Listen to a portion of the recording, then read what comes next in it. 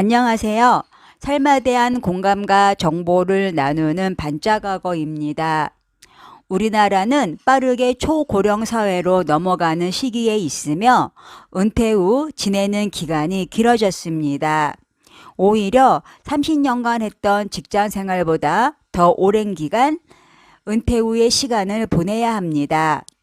40, 50대는 본격적인 은퇴 준비를 해야 할 때입니다. 자산이 가장 많을 때이지만 지출할 곳도 많이 있기 때문에 절대 자녀 교육에 올인하면 안 됩니다. 자녀에게 들어가는 지출을 줄이면서 그 돈으로 충분히 은퇴 준비를 해야 할 시기입니다. 오늘은 은퇴 후 절대 하면 안 되는 것 3가지에 대해 알아보겠습니다. 첫 번째, 창업입니다. 먼저 은퇴 후 가장 하지 말아야 할 것은 창업입니다. KB금융연구소에 의하면 퇴직 후 창업자들 중에서 진출 후 70%는 3년 내에 망하고 5년 내에는 99%가 폐업한다는 통계가 있습니다. 많게 보였던 퇴직금은 순간의 잘못된 선택으로 순식간에 증발할 수 있습니다. 은퇴 후 많은 분들이 창업을 하고 계신데요. 치킨집, 커피 전문점, 편의점 등등 진입장벽이 낮은 업종들은 그만큼 망할 확률도 높습니다. 퇴직 전 마련한 자산은 아껴 써야 합니다. 두 번째, 자녀 교육, 결혼에 대한 과도한 투자, 자산 증여입니다. 요즘은 자녀 리스크라는 말이 있을 정도로 자식 문제가 노후에 큰 걸림돌이 되고 있습니다.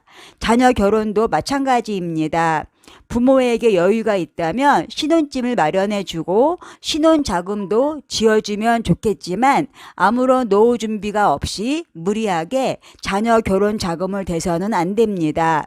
가능하면 대학을 졸업한 자녀는 빨리 경제적으로 자립시키고 부모도 자식들의 노후 지원에 기대하지 않고 스스로 노후 자금을 마련하는 것이 좋습니다.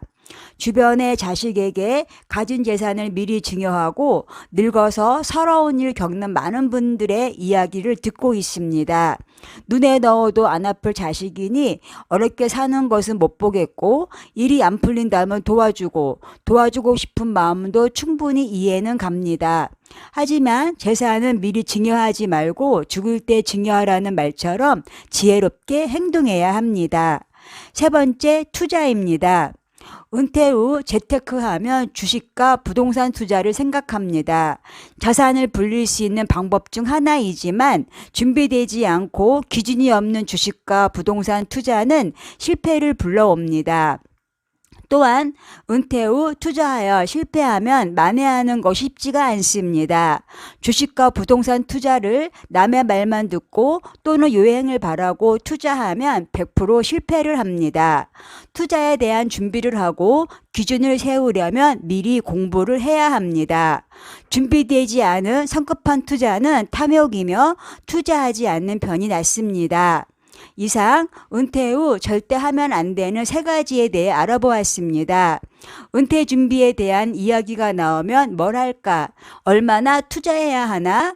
은퇴 후 연금소득은 얼마나 되는가를 먼저 따지는데 그보다 더 중요한 자산은 바로 시간입니다. 시간을 아끼면서 은퇴에 대해 실질적인 준비를 해야 합니다. 이상입니다. 감사합니다.